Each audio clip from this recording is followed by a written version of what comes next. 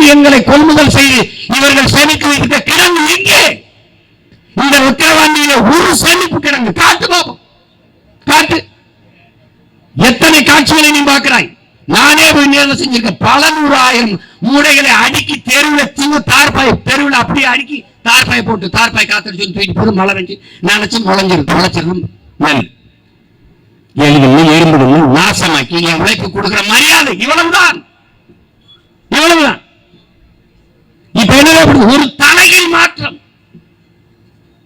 ஒன்றிய மாவட்ட தலைநகர்கள் தான் உணவுப் பொருளை சேமிக்கிற பாதுகாப்பு கிடங்குகள் கட்டணம். இவர்கள் கட்ட மாட்டார்கள். அவங்க அப்பா பேர்ல ஜல்லிக்கட்டு தேடல், அவங்க அப்பா பேர்ல நூலகம், அவங்க அப்பா பேர்ல தொலைநோக்கு மருத்துவம் இதான் கட்டணும். இப்ப இருக்கிற மருத்துவமனையில என்ன கூட்டம் பிரிங்க வெளியில இருக்கிற மருத்துவமனையில பாக்குற மருத்துவருக்கு வேலை கொடுக்க முடியல, காசு கொடுக்க முடியல, சம்பளம் கொடுக்க முடியல. இருக்கிற மருத்துவமனை பாக்குற செவிலியரை பணியை நிரந்தரம் பண்ண முடியல.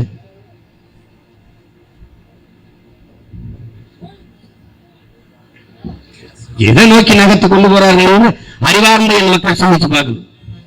கண்ணை மூடிக்கிட்டு சும்மா மகேஸ்வரியனுக்கே போடுறது விட்டா ஒரு வழியிலையும் சொல்லாது, விட்டு பாரு. உங்கள் வயிற்றிலிருந்தே உங்களிடமிருந்து வந்த உங்கள் பிள்ளைகள் நாங்களே ஒரு பெரு வழியாக மாறி நிற்கிறோம் என்று பாருங்கள்.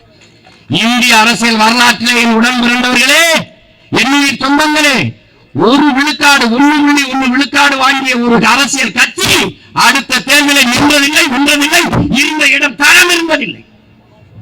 இதுவரை தமிழக அரசியல், இந்திய அரசியலில் எந்த கட்சி 1.1 விழுக்காடு 16 தேர்தலில் 2016 அடுத்த தேர்தலில் 4 விழுக்காடு, அடுத்த தேர்தலில் 7 விழுக்காடு, அடுத்த தேர்தலில் 8.19 விழுக்காடு ஏறி என்றால் ஒரு கட்சி சிறுக வளர்ந்து அடக்குமுறை ஒடுக்குமுறை காசு பணத்தை கொட்டி என்ன வந்தாலும் எதிர்த்து போரிடுது என்றால் அது மானத்தமிழ் மரபன் வீர மரபன் எண்ணுயிர் தலைவன் பிரபாகரின் ரத்த பிள்ளைகளுக்குத்தான் அந்த திமிரு துணிவு அந்த தெளிவு பிடிவாதம் அதெல்லாம் மற்றவங்க கலந்து ஓடிப்பான்.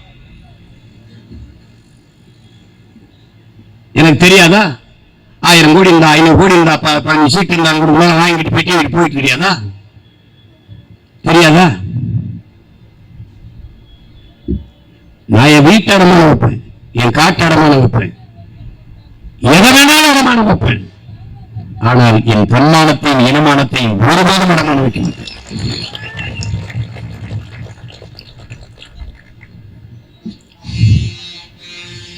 எந்த பிரச்சனை அபிநய சொல்ற மாதிரி என் தம்பி தங்கச்சி எல்லாம் பேசி எந்த பிரச்சனையை தீர்த்திருக்கு? ஒரு பிரச்சனைக்கு முற்று வைத்திருக்கிறார்கள் என்றுதான் இருக்கா? பாரதிய ஜனதா ராமர் கோயில் கட்டிட்டே இருந்துச்சு. இப்ப பேச முடியல. ஏன்? கட்டி திறந்தாச்சு. முற்று கட்டி முடிச்சிட்டாரா? இல்ல, முதல் தளத்தை கட்டி மேல செட்டா போட்டு மூடி திறந்துட்டாரு அவசரமா தேர்தலுக்கு. இப்ப என்ன ஆயிடுச்சு? மலையில ஒழுகுது ராமர் கோயில். சிரிக்காத, உண்மையிலே ஒழுகுது. உண்மையிலே ஒழுகுதுப்பா. எப்படி? உண்மையிலே ஒழுகுது. புரட்சி கேட்கிறிய, சமூக நீதி கேட்கிறிய, மாறுதல் கேட்கிறிய, சீமான் செய்து தோற்று இருக்கலாம். ஆனால் எனக்கு முன்னாடி ஒருத்தன் என்னுடைய கொள்கையை பின்பற்றி வென்றுதான். எங்க? ராமர் கோயில் இருக்கிற அயோத்தியிலே பொது தொகுதியிலே ஒரு தாழ்த்தப்பட்ட மகனை நிறுத்தி வென்றுட்டான் அகிலேஷ். பல பேர் நெஞ்சில ஓங்கி ஒரே குத்தா கடப்பை வச்சு குத்தி தூக்கி போட்டான். அதை இந்த நிலத்தில் செய்யல. நான் பிரபாகரன் மகன் செஞ்சுக்கிட்டு இருக்கேன், செஞ்சுக்கிட்டு தான் இருக்கேன். ஆனா ஜெயிக்க விட மாட்டேன். இங்க என் தம்பி சொன்னால துறை நீ பேங்க அனுப்பி பெரியார சொல்லியிருந்தா கூட மனதறியும். உதயநிதி எதிர்காலம், எங்களின் எதிர்காலம். உன் எதிர்காலத்தை நானும் ஒரு கை பார்க்க தானே போறேன். எந்த எதிர்காலம் பார்க்க தர மாட்டேன். நீங்க எதிர்காலம் போவீங்க, நாங்க அண்ணன் மேல தெருவில் கோழி கொண்டு விட்டு பண்ணாங்களே அப்படி கட்சி தாம்பல் வாங்கிட்டு போவாங்க. தம்பி, வரலாற்றிலேயே நீங்க முதல்வராய் பெற்ற உங்க எதிரியை சந்திக்கிறீங்க. நீங்க பார்ப்போம், பார்க்கத்தானே போறோம். எதிர்காலம் உங்களுடைய எதிர்காலமா எது சம்பந்தம் இல்லாம நான் சொல்லணும். எங்கள ஒரு நாள் உள்ள என் தங்கி தேயத்தில் அனுப்பி வச்சுக்க, தமிழ்தாயின் மீதும் எங்களை பெற்ற எங்கள் உயிர்ப்பால் தந்த எங்கள் தாயின் மீதும் அறிவிப்பால் தந்த தாய் தமிழின் மீதும் எங்கள் உயிருக்கு மாணாக நாங்கள் நேசிக்கிற எங்கள் உயிர் தலைவன் பிரபாகரன் மீது மாறிட்டு ஊழியேற்கிறேன்னு வந்துதான். உலகம் இந்தியா இல்ல, உலகம் அப்படி ஒரு தடவை திரும்பி பார்த்துருக்கோம். இன்னைக்கு நடக்கல, ஆனா என்னைக்காவது நடக்காம போகாது, நடந்துரும், நடத்தி காட்டும். இங்க திராவிட அரசியல் என்பது என்ன? அவங்க கேளுங்கள, திருடுவது, திருடுகிற பணத்தை கொள்ளையடிப்பது, பதுக்குவது, ஒதுக்குவது, அதை பாதுகாக்க திரும்பி திரும்பி பதவிக்கு வருவது, அடிச்ச கொள்ளையில மக்களுக்கு 1000-500 பங்கு கொடுப்பது, வெற்று கவர்ச்சி திட்டங்களை 1000 கொடுக்கிறேன், கல்லூரிக்கு போற பெண்களுக்கு 1000 கொடுக்கிறேன், குடும்ப தலைவர்களுக்கு 1000 கொடுக்கிறேன், இதையே திரும்ப திரும்ப பேசுவது, இதை பேசி இதையே ஒரு சாதனையாக மக்கள்கிட்ட சொல்லுவது, இதையும் சாதனை தான். சாராயம் குடிச்சு சட்டத்துக்கு 10 லட்சம் கொடுப்பது ஒரு சாதனை தான். அவர்களை பொறுத்தவரைக்கும் ஒரு சாதனை தான், சாதனை தான். இப்ப என்ன பண்ணுவாங்க? என்ன நடக்கும்? மொத்த அமைச்சரும் விக்கிர வண்டியில் இருப்பாங்க, மொத்த பாராளுமன்ற உறுப்பினர் 40 பேர் விக்கிர வண்டியில் இருப்பாங்க, மொத்த சட்டமன்ற உறுப்பினர் இருப்பாங்க, எல்லா மாவட்ட செயலாளர்கள் சிலர் இருப்பாங்க. விக்கிர வண்டி என்னால பிடிங்க முடியும். யாரும் எங்களை போல என் தங்கை தம்பிகளை போல நின்று பேச முடியாது, ஒன்று இல்லை. அப்ப எத்தனை வீடு எத்தனை ஓட்டு அதை கணக்கெடுத்து ஒரு ஓட்டுக்கு இப்ப நாங்க போன ஆரம்பிச்சிருக்கோம். வேகமான வேலை செய்ய போக போக போக போக போக 5000 கொடுக்கலாம் இருக்கிறது 7000 ஆகும், 8000 ஆகும், 10,000 ஆகும், 15,000 கூட வரலாம் ஒரு ஓட்டுக்கு. எங்களால முடிஞ்சது அதை எங்களால முடிஞ்சது செஞ்சு விட்டு போக, அவ்வளவுதானே. வாக்குக்கு பணம் கொடுக்கிற அரசியலை அறிவார்ந்த தமிழ் சமூக மக்கள் சகித்துக் கொள்கிறீர்களா? நீங்க என்னைக்கு பாருங்க, இங்க பாருங்க, ரஷ்ய அதிபர் ஜோசப் ஸ்டாலின் அவர்கள் தேர்தல் வெற்றியை வாக்கு செலுத்துகிற மக்கள் அல்ல தீர்மானிப்பவர்கள், வாக்கை எண்ணிகள் தான் தீர்மானிக்கிறார்கள். அன்னைக்கே முடிவுட்டது. 40 ஓட்டில் காட்டுமன்னார் கோயிலில் அண்ணன் திருமாவளவன் தோற்றார் என்று அறிக்கை சொல்லுகிறது இந்த அதிகாரம். 40 ஓட்டு ஒரு ஓட்ட, அதே 40 ஓட்டில் இந்த இப்போது சபாநாயகர் ஐயா அவர்கள் அப்பா அவர்கள் ராஜபுரத்தில் தோத்து போனார் என்று சொல்கிறார்கள். ராஜாபுரத்தில் 40 ஓட்டுல ஒரு ஓட்ட.